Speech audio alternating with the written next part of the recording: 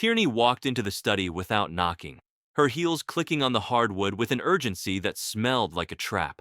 Stellan followed her, adjusting his silk tie and avoiding my gaze, clutching a folder as if it contained the keys to a kingdom he hadn't earned. "It's a simple mortgage bridge, Dad. The bank just needs your signature to secure the interest rate for Stellan's firm," Tierney said, sliding the papers over my desk. I didn't look at the documents immediately. I looked at my daughter, searching for a trace of the girl I used to take fishing, but I found only a cold, calculating stranger. I let the silence stretch until the air in the room felt heavy, watching Stellan's forced smile begin to fracture at the edges. Subscribe, hit the like button, and tell me in the comments how old you are and where you're from.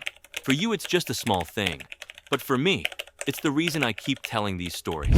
I reached for my fountain pen, the one I've used to sign every significant contract of my life, and felt its familiar weight in my hand. Vesper stood in the doorway, her presence a silent anchor, her eyes scanning the room with the precision of a hawk marking its prey. "This is a lot of weight to put on a piece of paper, Tierney," I remarked, my voice sounding like gravel under a slow-moving wheel. She laughed, a short, hollow sound, and told me I was overthinking things as if 40 years of building a legacy was just a series of lucky accidents. I signed the name Hollis Vance slowly, deliberately, giving them exactly what they asked for while I mentally started preparing for what I knew would come next. Stellan whisked the papers away before the ink was even dry, his relief so palpable it was almost offensive. They left without offering a cup of tea or a moment of genuine conversation, treating our home like a drive-through bank. The way Stellan glanced back at the house as they drove away wasn't the look of a grateful relative, but of a man who had just stolen the deed. I stood by the window and realized that the war had begun, and my own daughter had just fired the first shot. The first letter from the bank arrived 3 weeks later, tucked mockingly inside a glossy brochure for luxury cruises I'll never take. It wasn't a thank you note from Tierney. It was a notice of default addressed to me as the primary guarantor for a debt I hadn't fully realized I'd swallowed. I tried to call her 3 times, but her voicemail was a polished, professional barrier, informing me that her schedule was currently at capacity. To keep my hands from shaking with a fury I wasn't ready to release, I decided to tackle the new espresso machine Vesper bought me, a silver beast with more touchscreens than a fighter jet. I've successfully navigated hostile corporate takeovers and managed 300 employees, yet I somehow managed to spray pressurized milk across the kitchen ceiling in under 10 seconds. Vesper walked in, looked at the white foam dripping off the chandelier, and silently handed me a paper towel with a look that said she'd expected nothing less. The simple formality just demanded $60,000 by the end of the month. "Vesper," I said, wiping a splat of milk off my glasses. She didn't gasp or drop her tea. She just started cleaning the machine with a clinical precision that made me realize she had already seen the bank's digital alert. The silence in our kitchen wasn't empty. It was the heavy, charged quiet that precedes a controlled demolition. I spent the next hour at my desk, digging into the digital footprint of Stellan's investment firm, only to find a labyrinth of shell companies and offshore accounts. My daughter hadn't just asked for a bridge loan. She had constructed a financial bypass directly into the heart of our retirement fund. I sat there in the dim light, watching the cursor blink on the screen, feeling the cold weight of the realization that my own blood was now my primary creditor. I'm old enough to know that when a child tells you not to worry, that is exactly the moment you should start looking for the emergency exits. I didn't call a lawyer yet. I just sat in the milk-scented air, planning my countermove with the glacial patience of a man who has nothing but time.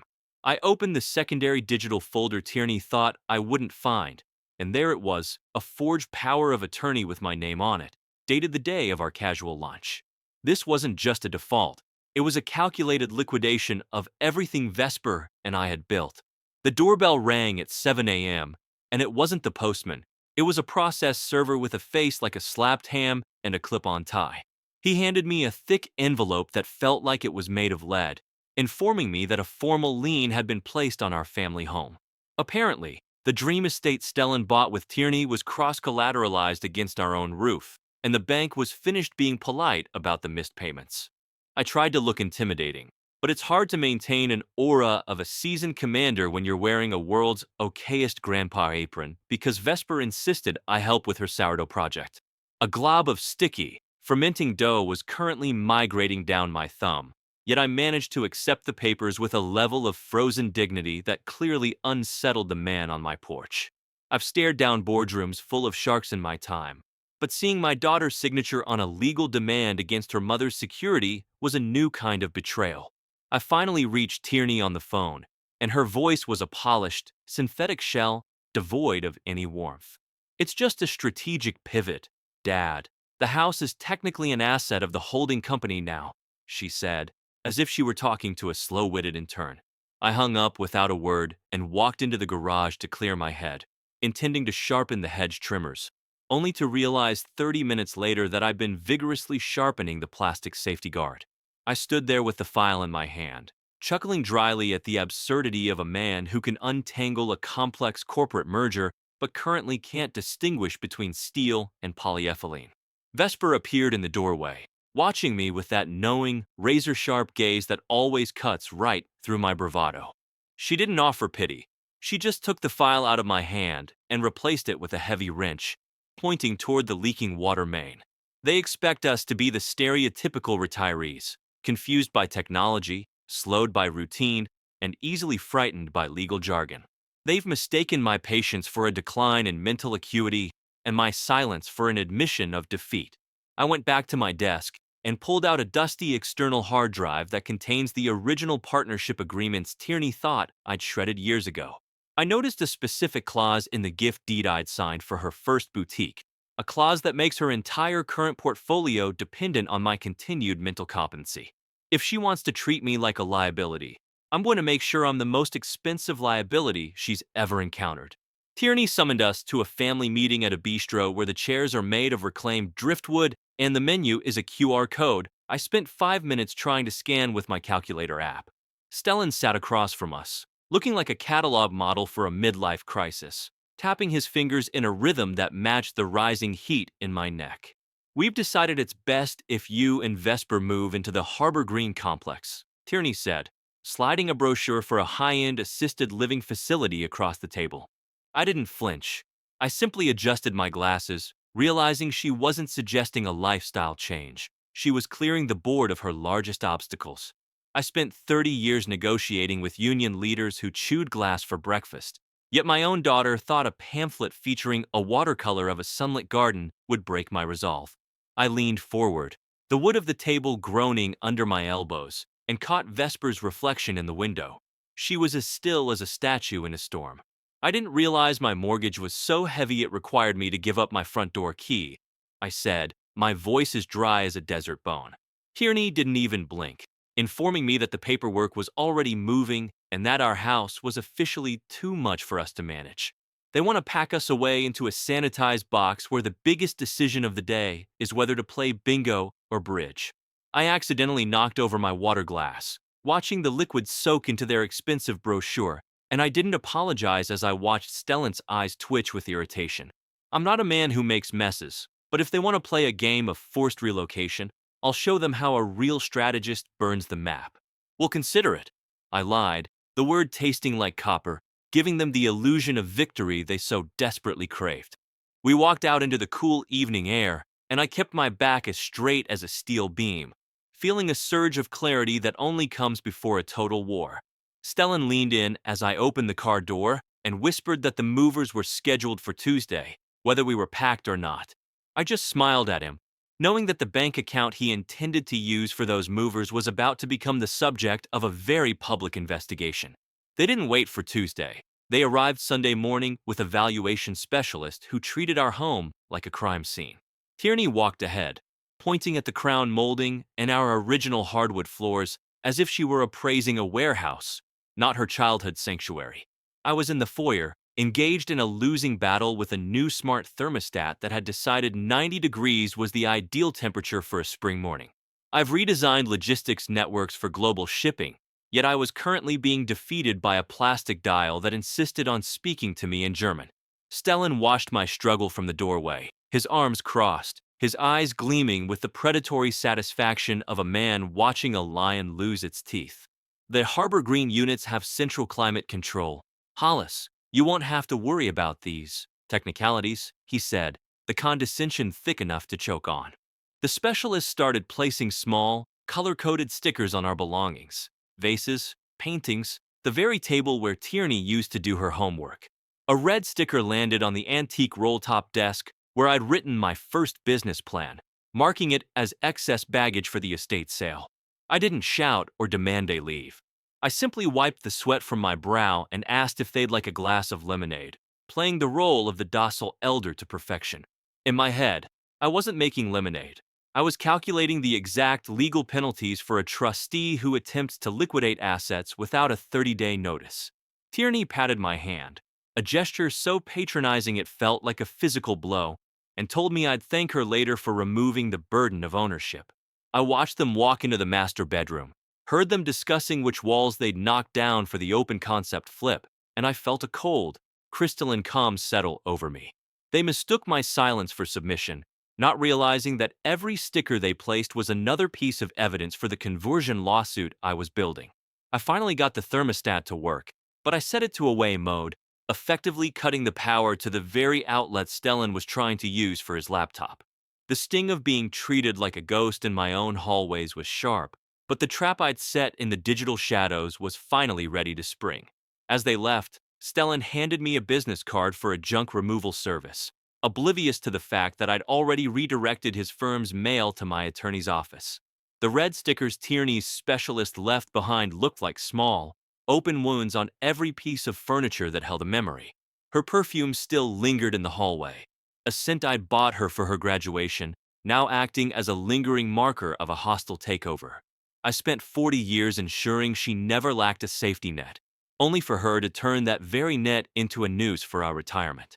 To distract myself, I finally tried to set up the smart vacuum robot Tierney gave us last Christmas, a sleek silver disc that apparently has a personal vendetta against my slippers. It spent 10 minutes trying to clean the same corner of the rug before getting stuck on a flat door transition, beeping at me in a tone that felt suspiciously like mockery. I've navigated logistical nightmares across 3 continents, yet I was currently being held hostage by a battery-operated frisbee that refused to acknowledge my authority. I nudged it with my toe, watching it spin in a confused frenzy, a perfect metaphor for the chaotic greed Stellan has brought into our family. The breakdown wasn't a collapse. It was the silent, internal snapping of the final thread I'd held onto, the belief that my daughter still valued our bond over our bank account. I looked at the red sticker on Vesper's piano and felt a hollow space open up where my fatherly pride used to sit. It's a chilling realization to accept that the person you would have died for is currently calculating the market value of your home while you're still in it. I didn't weep or shout. I simply sat in the dim light of the study, acknowledging that the Tierney I raised was effectively gone.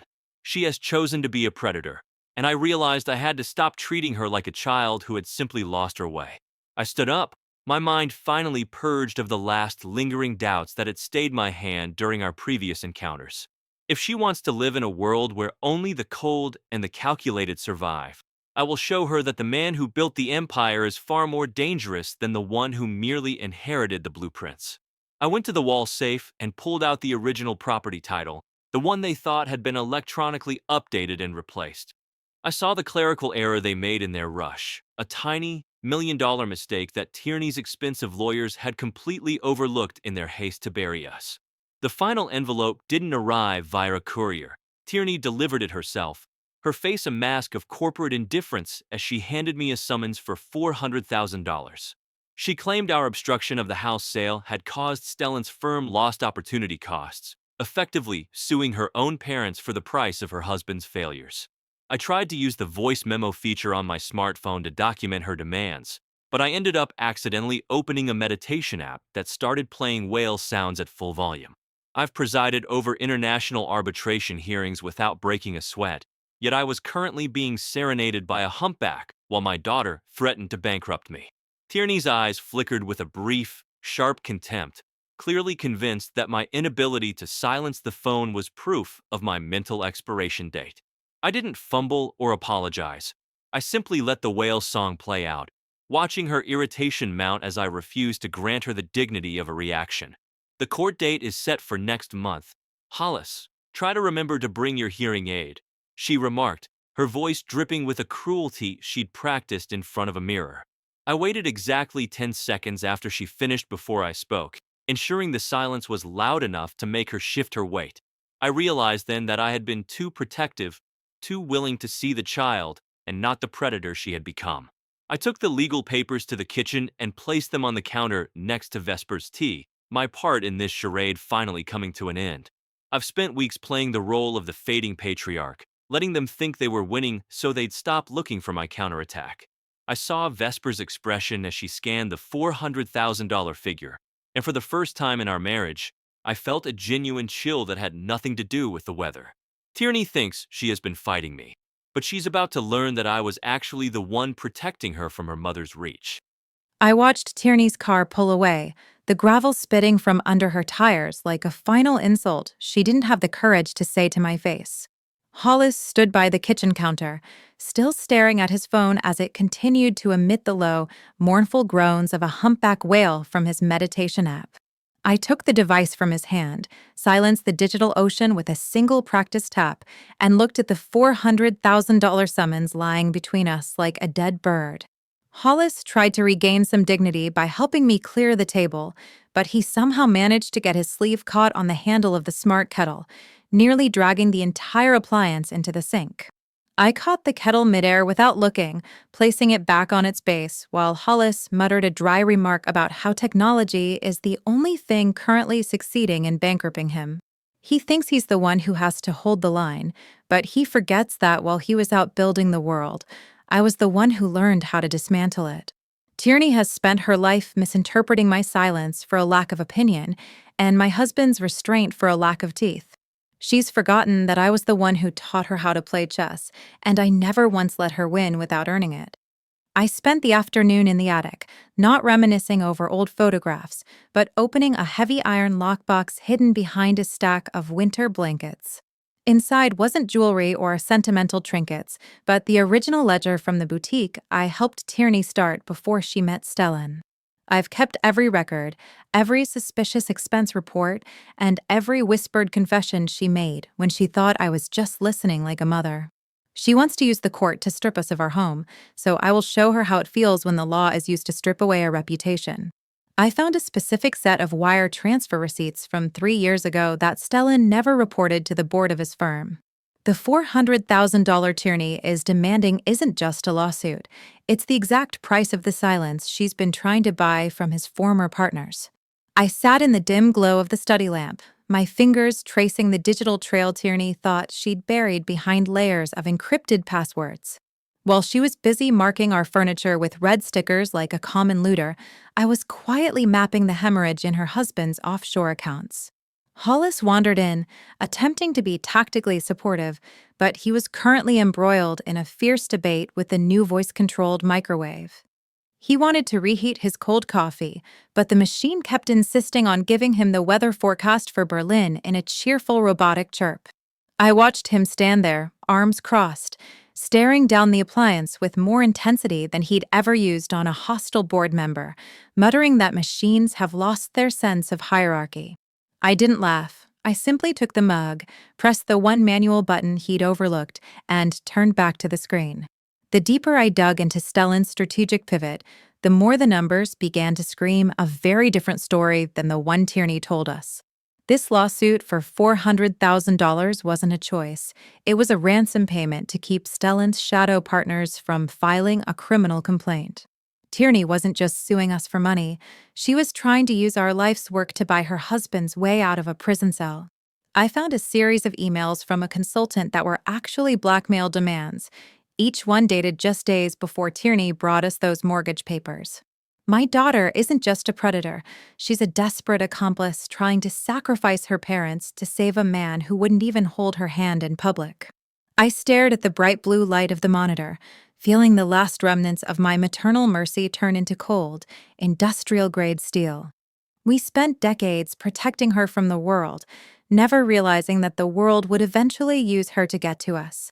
The final document I pulled from the hidden server wasn't a financial statement. It was a pre-signed confession Tierney had written for Stellan, just in case the bridge loan failed.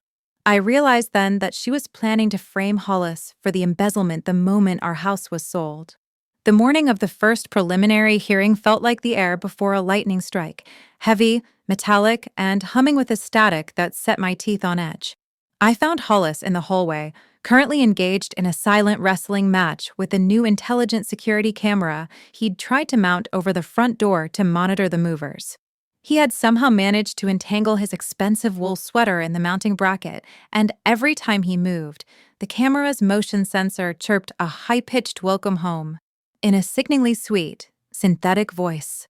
I was an architect of global infrastructure, Vesper, yet I am currently being humiliated by a 3-ounce piece of plastic, he muttered, his face a shade of stony resolve. I didn't laugh. I simply used a pair of silver embroidery scissors to snip the stray thread and handed him the printed confession I'd pulled from Tierney's hidden server. As he read the words, the detailed plan to shift the blame for Stellan's missing millions onto his own father's failing memory, the frustration over the camera vanished, replaced by a terrifying, absolute stillness. The turn wasn't a change in our situation, but a change in our souls. We were no longer parents trying to fix a misunderstanding, but witnesses preparing to testify. Tierney called as we were walking to the car, her voice a practiced mix of fake sympathy and legal pressure, suggesting we settle now to avoid the public embarrassment of a trial.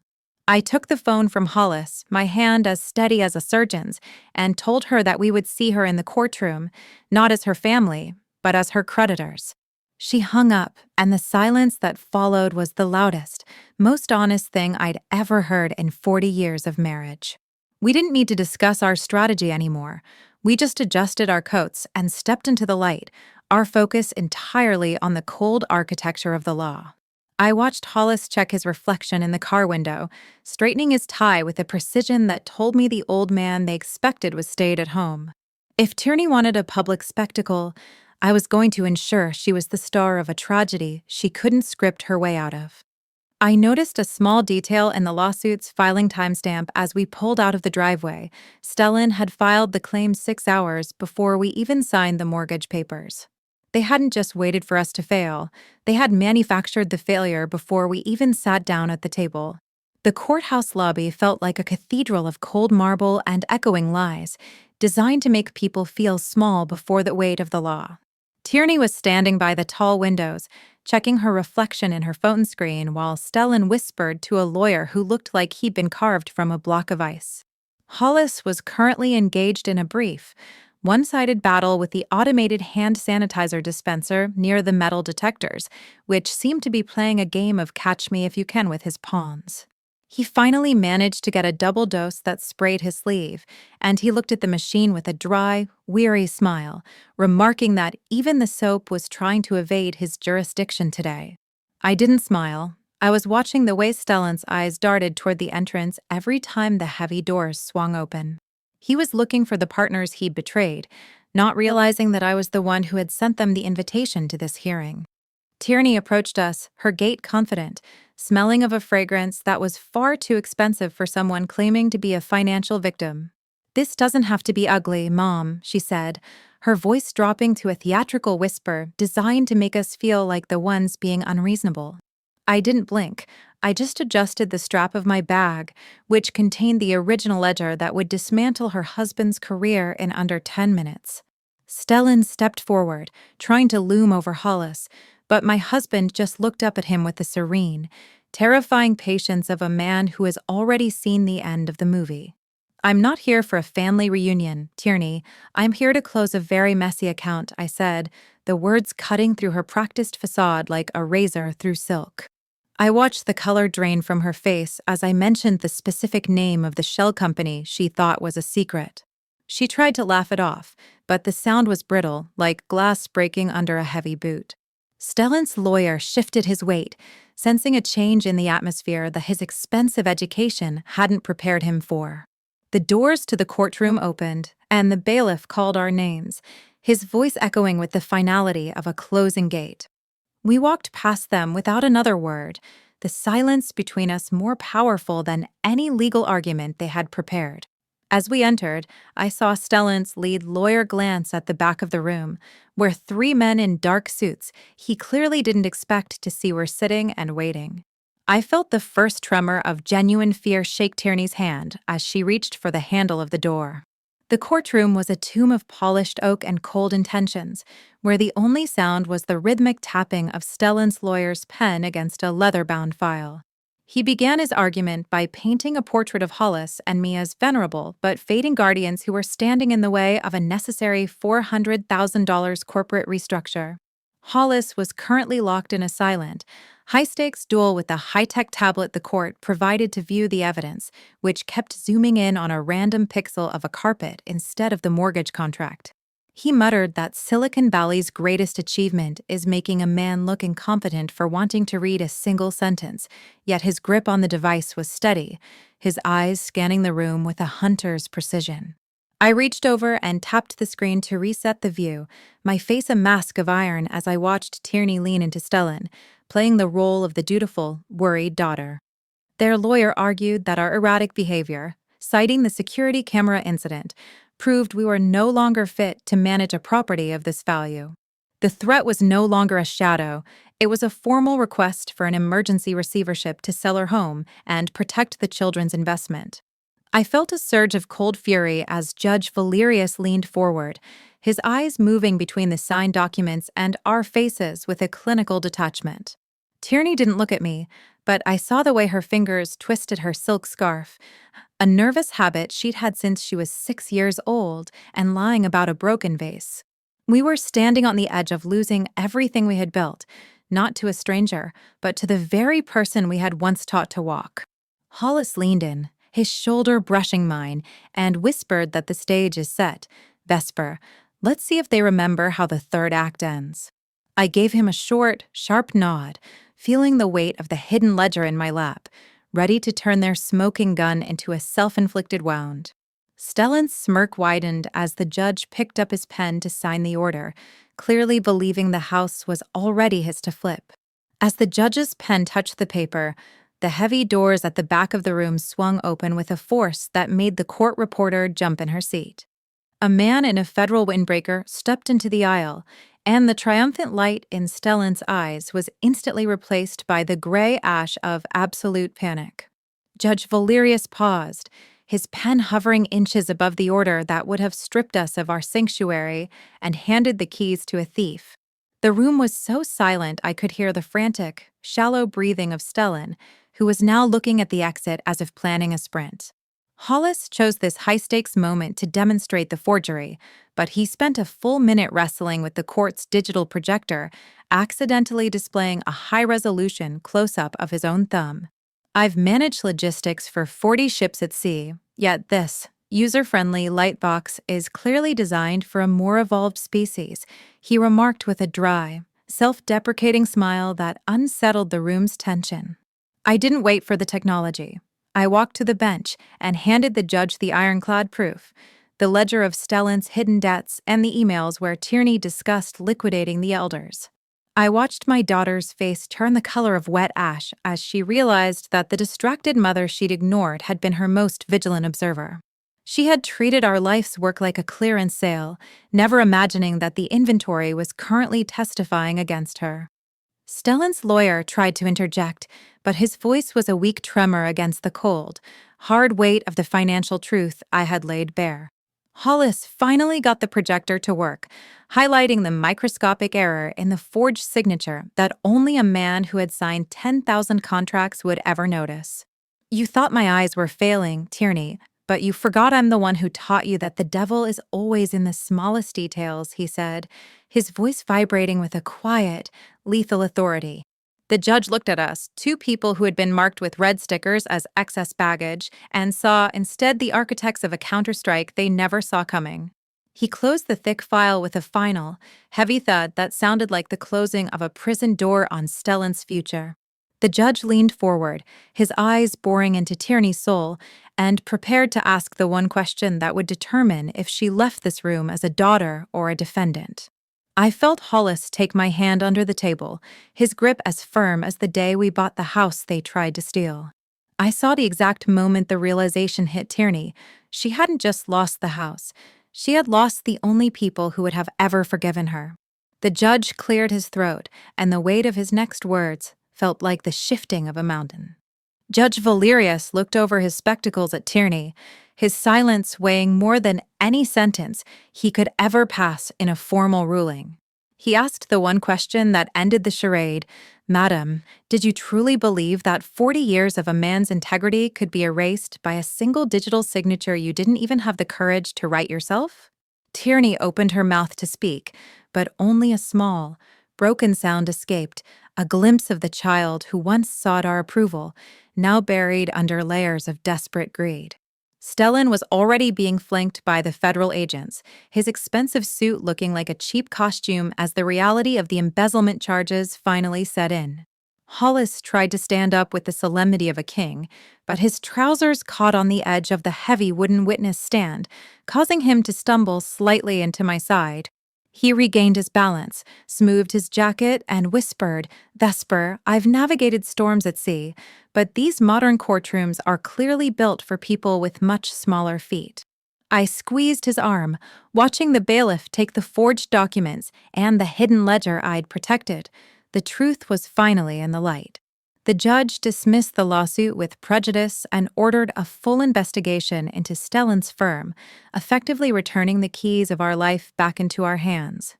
We walked out of the courtroom, the marble floors no longer echoing with lies, but with the steady, measured pace of two people who had stood their ground. Tierney stood by the railing, weeping not for us, but for the loss of a life she had gambled away on a man who never loved her half as much as we did. I didn't stop to console her. Sometimes the only way to teach a predator is to let them feel the cold hunger they tried to inflict on others. Hollis stopped at the exit, struggling with the automatic doors that refused to sense his presence until he waved his hat at the sensor like a man signaling a distant ship. He looked at me with a tired, triumphant grin and said, "I think I'm ready for a cup of tea that doesn't require a password, a German manual, or a legal defense team." We drove home in the quiet afternoon light, watching our house appear on the horizon, not as an asset to be liquidated, but as a fortress that held fast. They thought our age made us easy targets, but they forgot that a mountain doesn't have to move to win, it just has to remain. We entered our hallway, removed the red stickers from the furniture, and reclaimed the silence that belongs only to those who have earned their peace.